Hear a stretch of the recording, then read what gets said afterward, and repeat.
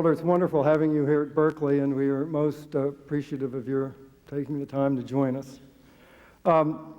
You noted earlier on in one interview or another that I read that there were only two avocations that as a youth you ever really seriously considered.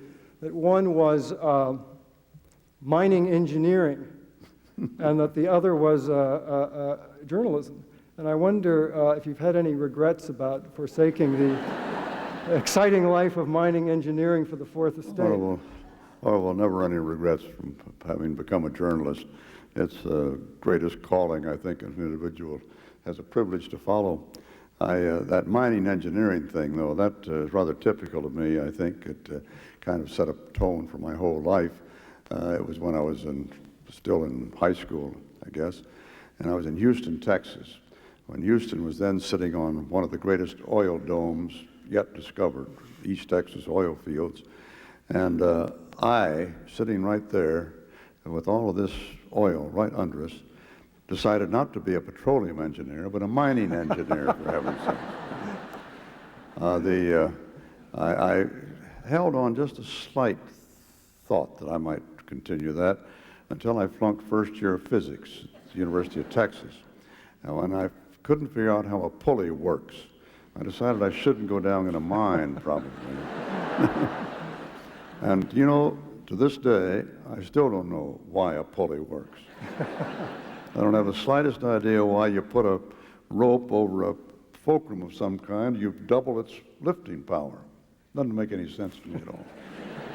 Well, we're glad you didn't disappear down a mine. I must say, Walter, I am a bit perplexed, as I know you are, by what it is about you that evokes such an enormous amount of responsiveness and a sense of trust. How do you analyze this phenomenon? Well, I've been asked the question before, so it doesn't come as a total surprise, or you, in that case, you would have floored me with it. I don't have the slightest idea. I don't have this. Well, the slightest, perhaps. The slightest idea I might offer. You know, but it seems a little self-congratulatory in a way, and kind of hate to get into it. But I really think that it's because in television, at any rate, I always just had one objective in mind, and that was to try to get people to understand what the story was that we were reporting. I had no other objective. I didn't really care a great deal what I looked like. The costume wasn't important. The makeup wasn't important. The means of transmission of the information wasn't important. It was just to get the information across, get it right, get it down to as simple terms as we could make it, and then deliver it in such a fashion that people might understand. And I think maybe the rub-off of that was the appreciation that was what I was trying to do. I mean, I must say that I think you hit upon a pretty good formula for success. That being the case, why would you say there's so few imitators? Why what? Why are there so few imitators? I mean, you've been quite successful in your modesty and in the way you've gone about reporting the news. I would have thought that would have encouraged legions of others to follow. Well, I think that this sort of thing comes from the gut, if I may say so. It doesn't come from imitation or following a leader. It's just something a person has to feel. And I think what has happened to broadcast journalism, television journalism particularly, is that the second generation has come along. The first generation of us who helped establish this business of television journalism in the 50s and 60s came out of print. We brought to broadcasting the ethics and principles that we had been taught the hard way with really tough city editors, tough managing editors, fellows who brooked no backsliding in presenting what we were trying to do. The second generation came up with broadcasting. All they really knew was television journalism. And no matter how hard those of us who came to it from the beginning tried, we still were limited to that 30 minutes a night, or the specials, so forth we did. And that is not an adequate form of news dissemination. So those who learned journalism from television, from the box, weren't getting a very complete picture of what it was all about. It's really a shame. Television, I've said from the very beginning, the very first year in it, I made a speech to the AP managing editors meeting up in Buffalo, New York. And at that very first meeting, I said it was an inadequate form of communication. In the 21 or 22 minutes that are left for the news hold of an evening half-hour news broadcast, after the advertising, lead-ins and lead-outs and all of that, we're supposed to cover a complicated nation, a diverse nation like our own, and a world out there of news breaking every day, of new developments erupting that can affect our own peace and security. And we're supposed to get all of that into a 21-minute package. It's absolutely, perfectly impossible. It can't be done. So what we're doing is giving people an incomplete picture of the world each day. What we really should be doing there is giving them the headlines that will direct them back to the newspaper, where they can get, presumably, the full treatment of these stories. The newspapers have been slipping lately, which worries me a great deal. They're trying to compete with the newspapers by being as brief as by television, by being as brief as the broadcasts are. That's not the way to do it. And on the other hand, the television broadcasts, finding that they were losing audience, they have gone to this feature approach that, I don't believe that in 21 minutes that you're given to cover the world, you've got time to talk about your health and mine, your pocketbook and mine. Those back-of-the-book features don't belong on the evening news broadcast.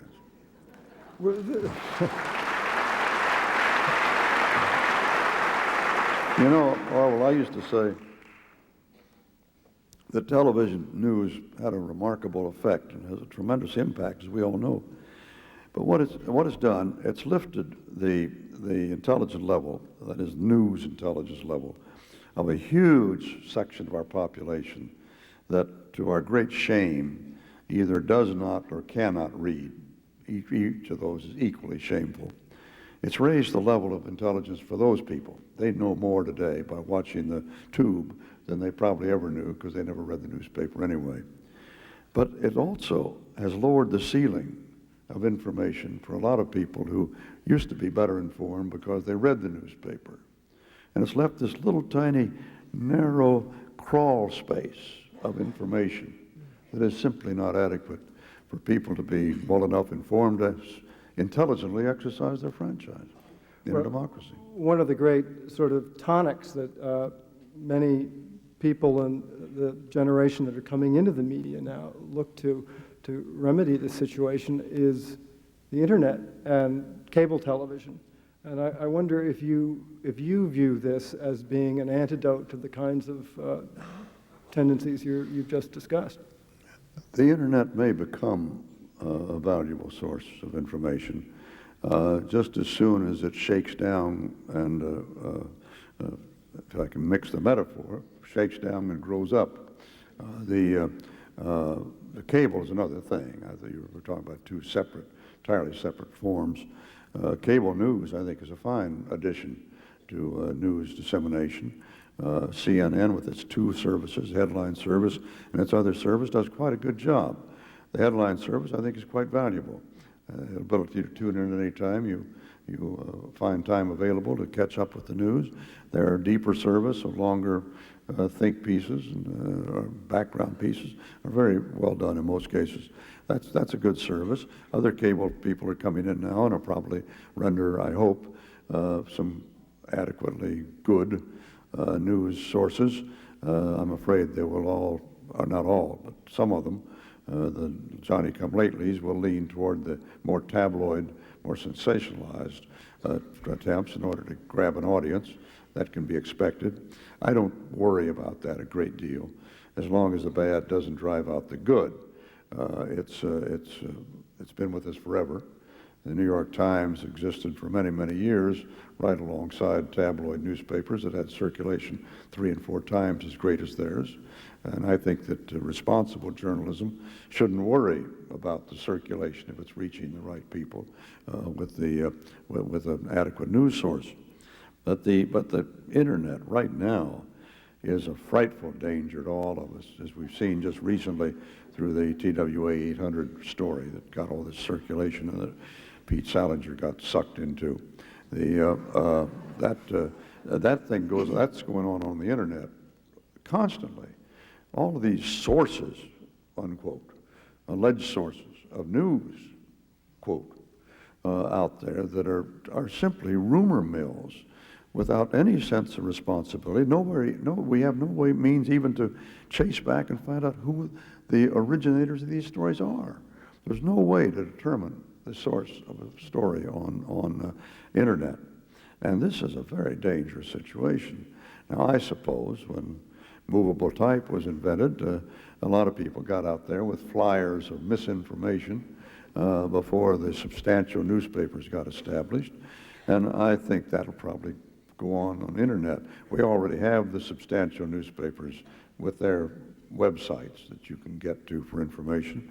And it'll just simply be a matter of public education that they are the reliable sources of information and these others are simply rumor mills. One of the best known moments of your journalistic career was, of course, your editorial after the Tet Offensive. And let me just read for the audience a few words of what you said, because in a sense it was a break with that tradition. This is after coming back from Vietnam and seeing what had happened in the Tet Offensive in 1968. It's been increasingly clear to this reporter that the only way out will be to negotiate, not as victors, but as honorable people who lived up to their pledge to defend democracy and did the best they could. Now, when does a journalist, when is he or she entitled to step out of harness and enter into this sort of opinion? Well, the reason that piece had the impact it had was because I'd never done it before. It was the unique nature of it, really, I think, that attracted the attention.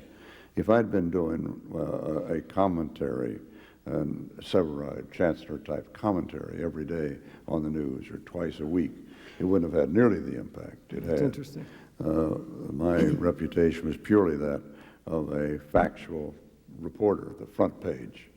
And when I got back onto the editorial page on that one occasion, which was clearly labeled as personal opinion, clearly labeled, but in doing that, it had a shock effect.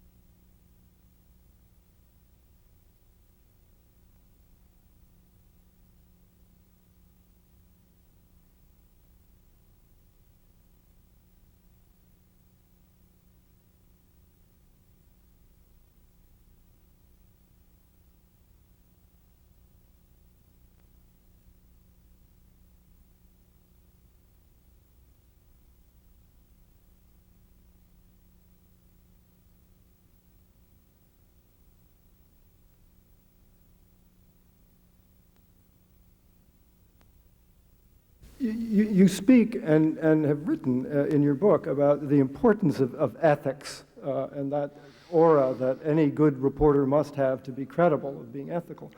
I'm curious as to whether you are a religious person or where you think your ethical compass came from and what sustains it. Oh boy, I haven't been asked that one before. Oh, Orville, I don't know. I think in a way it probably comes from simply a matter of upbringing. An only child in a home of a very overly honest mother and a father probably equally so, who constantly drilled into me honesty, fairness, and I mean the slightest trepidation, a very small white lie would bring down the wrath of the household upon me. I think it must probably have been that environment, upbringing. Do you think that we as a nation or as a society miss this a little more now, that the art of the deal and of journalists always having opportunities to do rather well if they're successful, if they're somewhat cagey about it? Do you think that has really influenced the way we report and the way people perceive journalism? Well, what's that again? That we have feedback from the microphone. I'm just a little bit hard of hearing, and no, I'm not. Now you see that damn honesty comes in. Actually, I'm deaf as a post. Well, now that we've gotten that out of the way, I'll yell. What I'm curious about is with journalism so much now a business where everybody is looking for the economic advantage as well as the journalistic advantage. Do you think that upbringing such as yours do become contaminated somehow before we get on the air or in print? Well, it might have been superseded in a way in the selfishness of personal aggrandizement. There are two aspects of this profit motive, and the selfishness. One is in the part of the talent itself, the on-air individuals, or on the part of the management. In the case of the on-air individuals, I am concerned that wages, salaries, compensation has gotten so terribly large, and in the area of the show business aspects of it, the tremendous income. But the real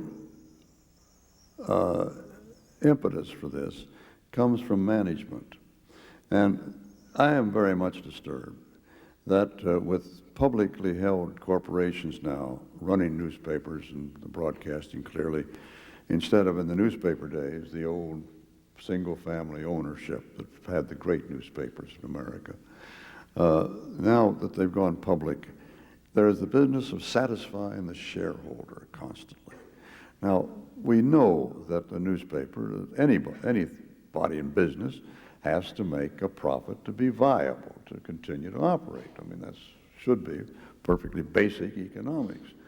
But how much of a profit is the point? It seems to me when you get to publishing a newspaper, or it should be in broadcasting news. Unfortunately, however, news broadcasting will never be in that category because it's only a small tail on this huge dog of entertainment. It has nothing to do with the running of the networks. People who run networks aren't news people, don't even pretend to be. They're showmen. But newspapers, it does bother me. It seems to me that there ought to be a sense among the shareholders, as well as the old-fashioned editors and owners, of the public responsibility that they hold by investing in this operation, and to expect a return and a dividend equal to the hairpin factory doesn't make any sense to me. It won't make sense because that's the way people are today. That's the way the stock market is today. That's what shareholding means today. But it shouldn't mean that. to people who buy into newspaper ownership through owning shares. But now the management has to constantly improve the quarterly return, just like they do at General Motors, to satisfy the shareholders, constantly looking at the stock value instead of the intrinsic value of the newspaper as a responsible purveyor of the news. It bothers me a lot. Well, it sounds like, in a way, you're asking that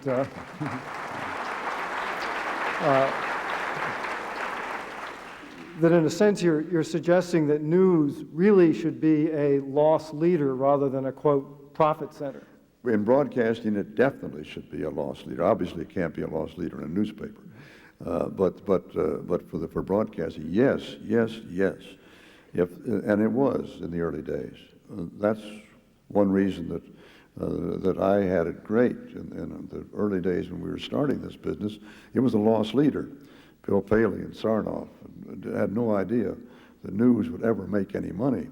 It was not only a loss leader, it was a very expensive loss leader. But prestige was the name of the game.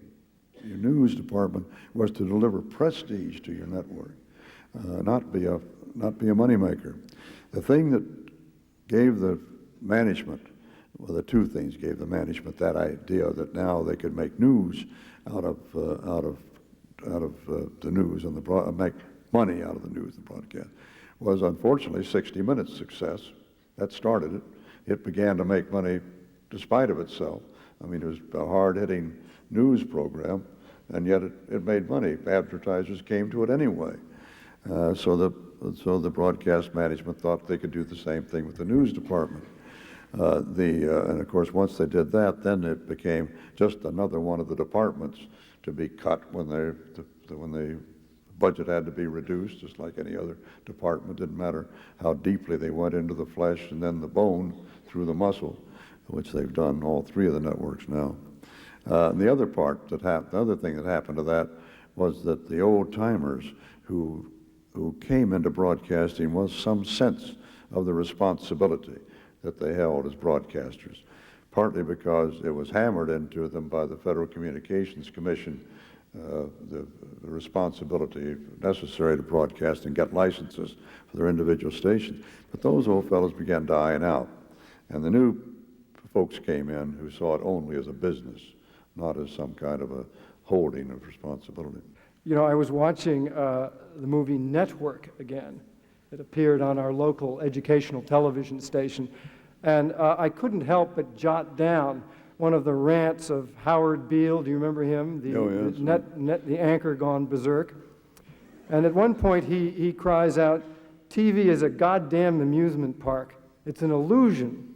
You'll never get any truth from us. It's madness. So turn off your TV sets. Turn them right off now." Is that good advice? A great deal of the time, yes, it is. Not bad advice at all. If there were just one other little line in there, and read a book. It depends on what.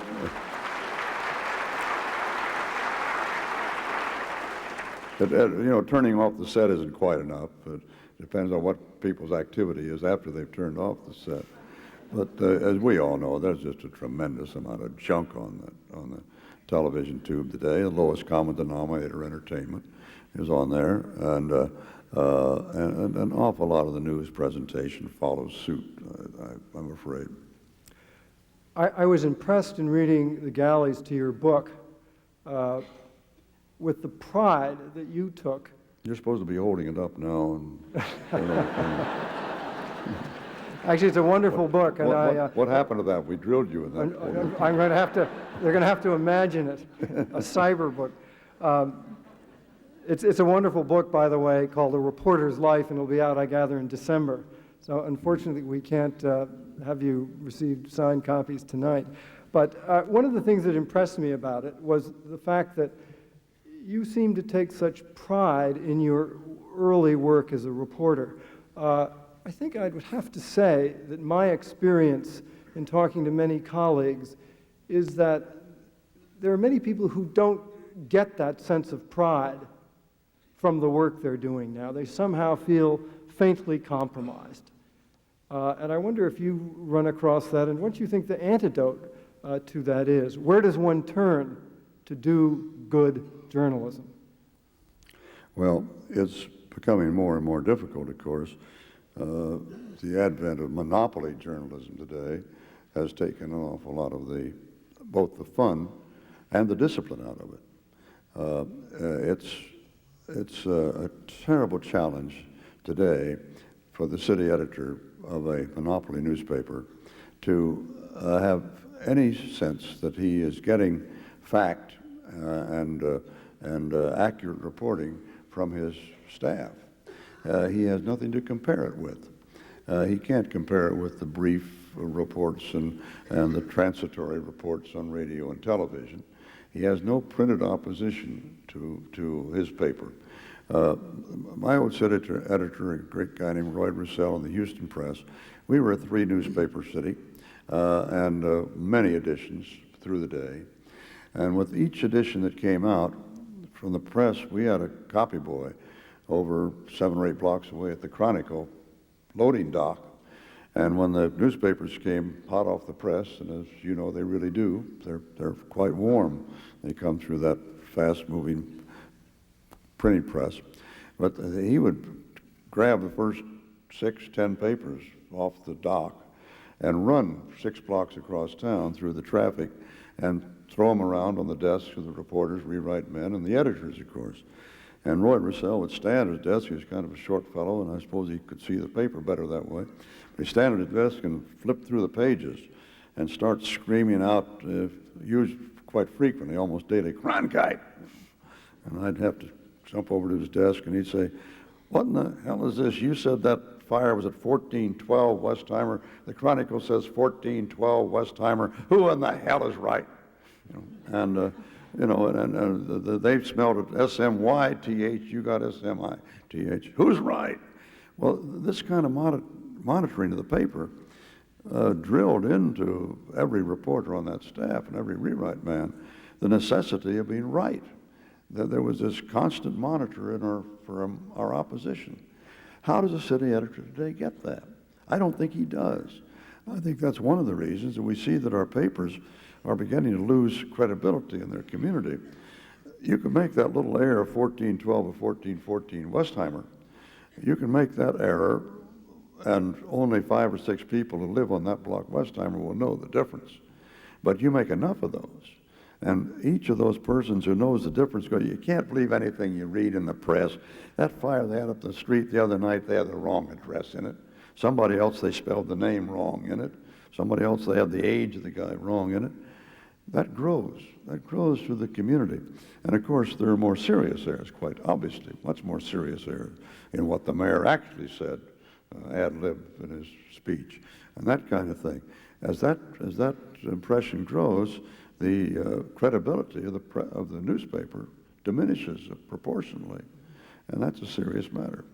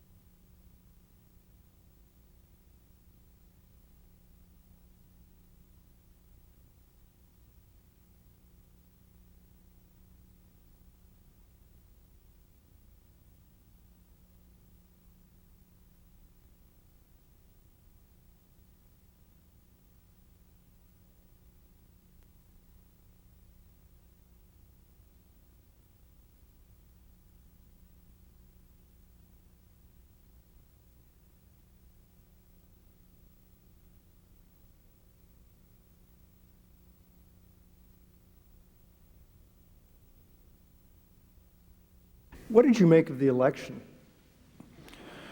Oh, I didn't have any idea you'd ask anything like that. We're hoping that you will distinguish yourself with a comment like Mr. Brinkley.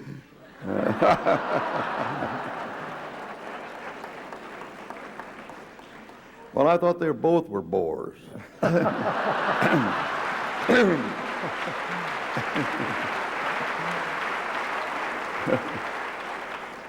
You know something about that Brinkley remark? I feel sorry for Brinkley not knowing the microphone was open, but he's been in this business how long? Since 1952 or something. What is that, 44 years? And he doesn't know that he should be careful when the microphone's around. It seems to me he ought to know that by now, but I do feel sorry for him. However, I don't feel sorry for him, and I'm sorry that he felt it necessary to apologize to the president.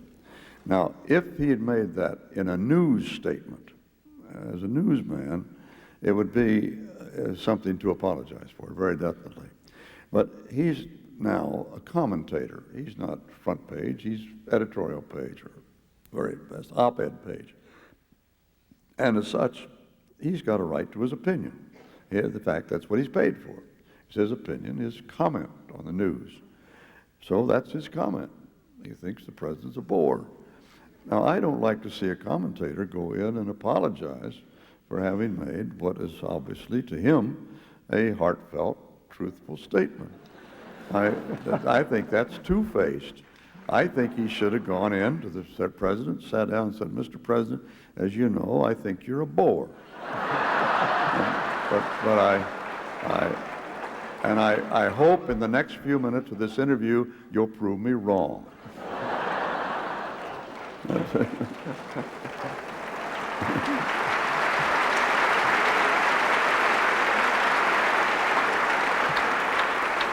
course, you realize that's easy enough for me to say. Second guessing.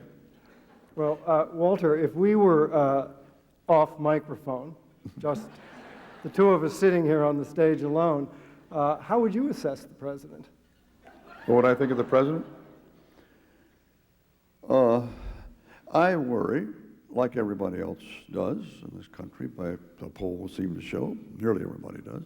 I worry about the moral issues quite a lot. I think it's unfortunate that you have these doubts hanging over the chief executive of the United States for any reason at all, and I'm uncomfortable with that. But as far as his intellectual capabilities go, and his thoughtfulness about the issues of the day, particularly his great willingness to listen, to take advice, to absorb knowledge from others who might be smarter on issues than himself, I think he's a very good man. I think he's good for that. I'm a little concerned that he is dragging the Democratic Party to the high ground of rightist moderation. I would prefer that we don't have such unanimity between the parties as all of that. I think we need liberals out there desperately.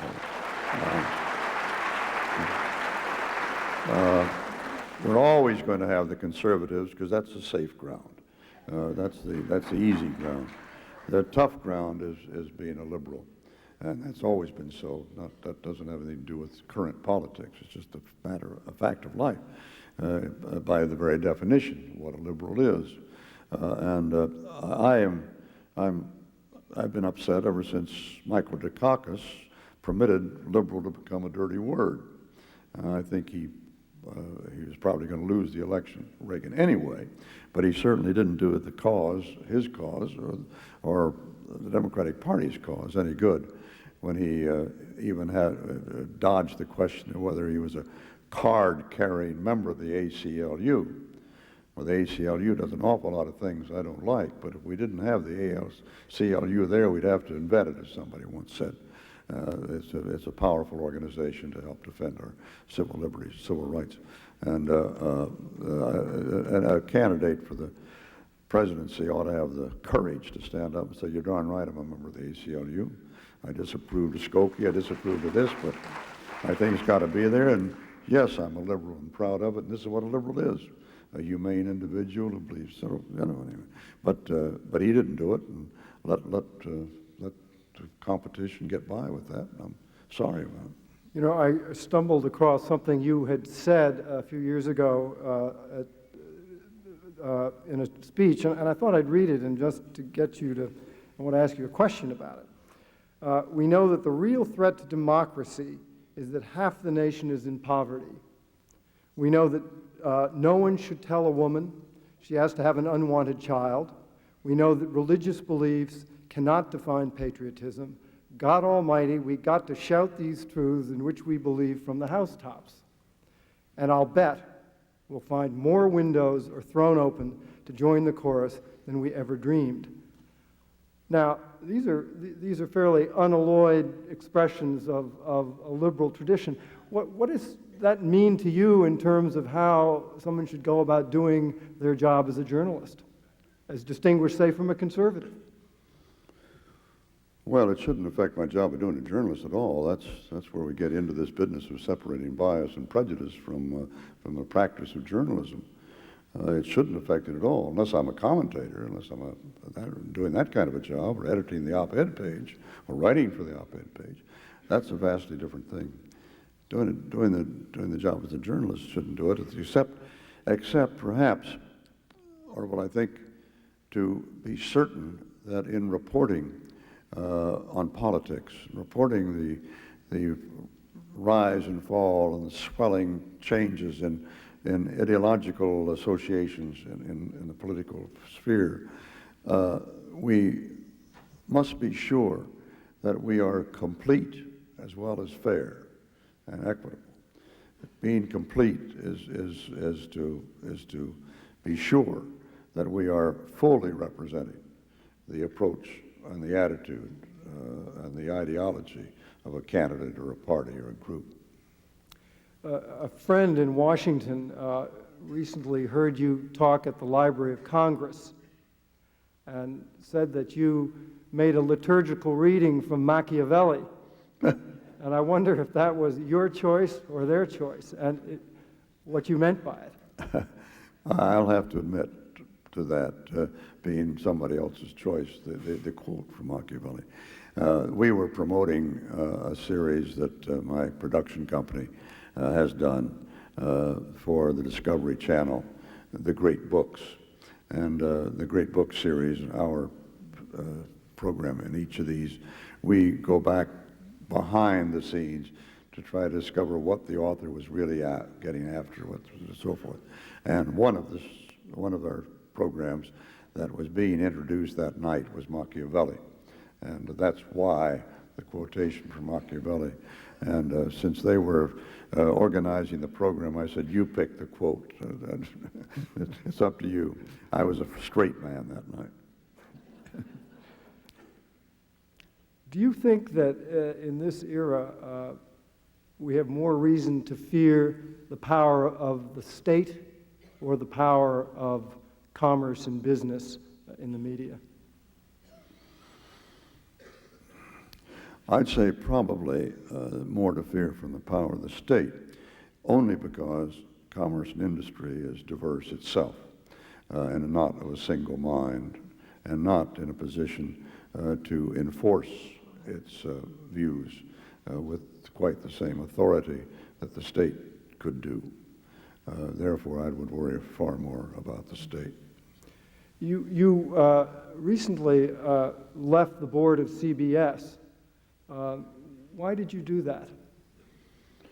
Well, Larry Tisch put the plank out there off the boat, and it was a choice of that and the sharks or the bayonet at my back. He got rid of 3 of the old Pele CBS loyalists at the same time by invoking a rule from the board that we had to go at the age of 70. And there are 3 of us over 70 on the board, so we walked the plank.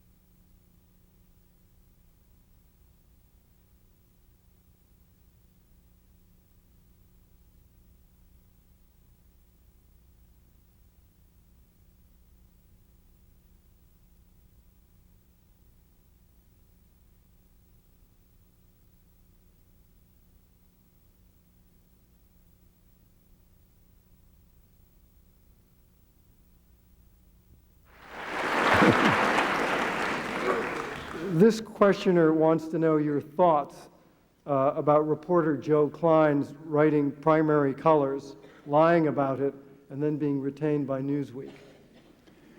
Well, I was disappointed in Klein's performance. So much today is driven by that avarice for the buck, it seems to me. Here was clearly the opportunity to let this anonymous balloon float over the potty literary for a little while longer before discovery would undoubtedly come. And in doing that, he had to lie to his fellow journalists. I thought that was pretty cheap, and very unfortunate. It's just, I don't know, it's one of those things that just, in the accumulation of these things, with people you know and you wouldn't expect that kind of performance of, more and more that sort of thing happens. I don't know, Don Hewitt and 60 Minutes in the tobacco story. Why didn't they all walk out? I mean, what about some guts? Walk out. Let them. I know why they didn't walk out. $4 million a year. You don't walk out on $4 million a year. I don't suppose Klein was going to walk out on that continuing excitement about Anonymous and who it was. It's just part of the unfortunate picture today. Well, here's a historical question, and I'm sure you've been asked this a million times. How much do you think your declaration that it was time to get out of Vietnam influenced President Johnson not to run for re-election? I think it was another straw or perhaps feather on his back. He was loaded with them at that point. I think he was coming to that decision himself. I'm quite sure that about that time I know that he had, more than being sure, but absolutely know that he was looking on the Pentagon and the advice he was getting and the reports he was getting from the military on progress in Vietnam with huge skepticism. He felt that he'd been lied to, that he'd been misled, that his presidency had been endangered, as indeed it had, by the leadership of the military in the Vietnam War, and primarily the failure to level with the public at home. That was the major sin of the Vietnam War, was that. And my having said it on the tube was just another straw on his back. You do know that he said, because it's been written about by those who were there, Bill Moyers and others, he watched all three of the news programs at night. And after I did this thing, he said, if I've lost Cronkite, I've lost Middle America. And he was depressed about that. Interestingly enough, I used to hear from Johnson after the broadcasts frequently. All of us did. You didn't hear from him directly. You'd hear from one of his hangers-on in the Oval Office who'd call and say, you know, some of us here at the White House think. You know who some of us at the White House was immediately. Johnson at one time did call me while we were actually on the air and insisted on talking to me. My secretary passed it to the producer of the show, and he was screaming and hollering about something to the producer. The producer knew it wasn't an informative, it was just a complaint, so he wouldn't put him through. I can't imagine what that White House operator must have had to say to Johnson when he said she couldn't get him to me personally on the air at that particular moment. But it was shortly after our broadcast that he did make his decision not to run again. Of course, I never believed that he didn't hope that he would be drafted anyway in the '68 convention. He backed out, but he hoped, I think, that there would be a great cry from the sewer, as they said in the Roosevelt draft, that that Daley would organize the draft for him at that '68 convention. And he had the Air Force One standing by to pick him up at Austin, take him back right to Chicago.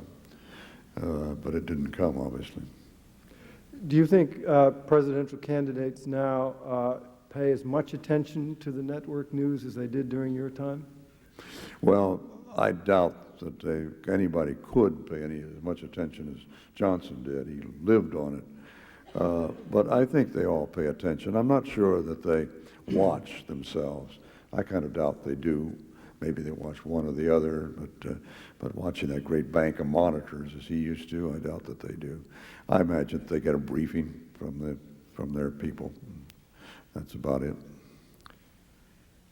Here's a question that asks, why do all the major networks cover the same stories? Who decides what is news? Well, the news is decided by formula that all news people live by. There's not only the networks that are picking the same stories, it's the newspapers that are picking the same stories. There are various matters by which news people judge what is news. It's those events that directly affect other people, either by somehow or other affecting their lives directly, such as tax and budgetary matters and stock market collapses and tax raises and things of that kind, or stories that affect them emotionally, the stories of great tragedies and natural disasters and that sort of thing, all of which not only are emotionally powerful stories, but forces of nature type stories of the accident, the chance we all live through in life today, that death is just another one breath away for one reason or another. And then the next rule is the proximity of the event. A fire in your block or next door to you is a great deal more important than one 2 miles down the street. The same thing is true of any news. That which is immediately effective in your particular area. It's the thing that every journalism teacher teaches first year journalism class, practically the first lesson. It's the receding waves of a stone in a pond. The stone is dropped in the pond, and the first splash is important, but very quickly the waves trickle out as the further away from the dropped stone they get. So with the news people all trained in the same basic principles, the headline is basically going to be the same. Now, the reason that there is any difference at all is when the standards change so that the judgment of what is news has changed.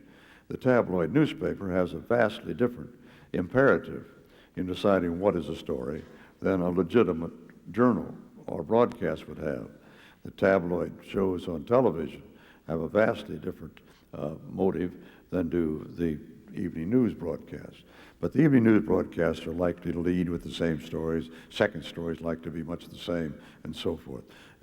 When Nixon organized his conspiracy against the press, which it was, and named Spiro Agnew as its spearhead and spokesman, there was this.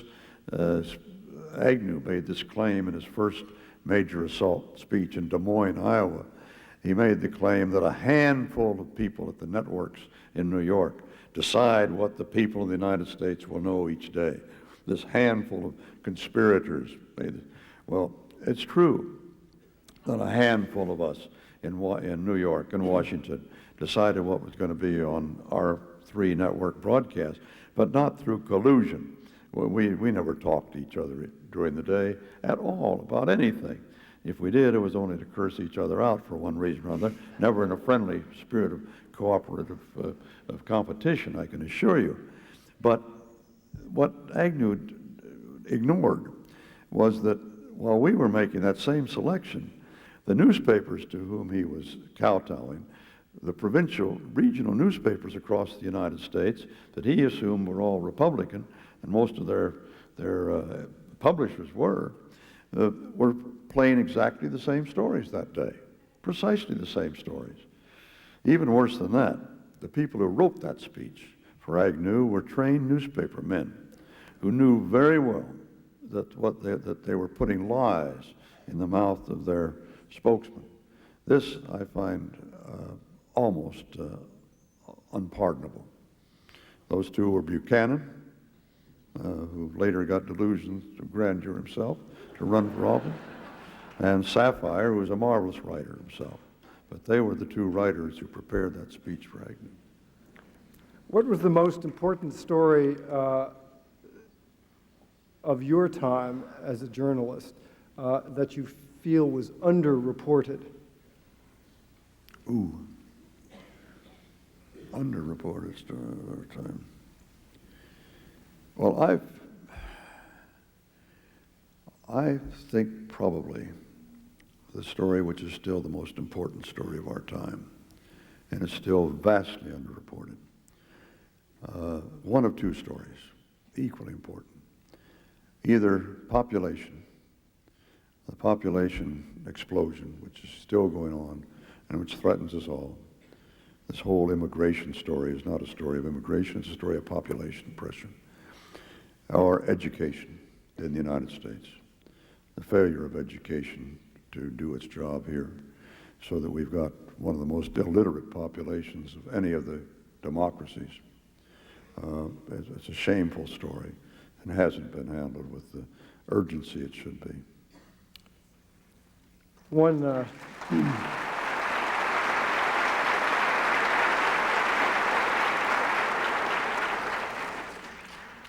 nostalgic soul begs a simple question of you. Would you please say, and that's the way it is? Well, tell me, what's the date? The 12th, isn't it? Tuesday, something. And that's the way it is. Tuesday, September 12th, 1996. Well, thank you, Walter.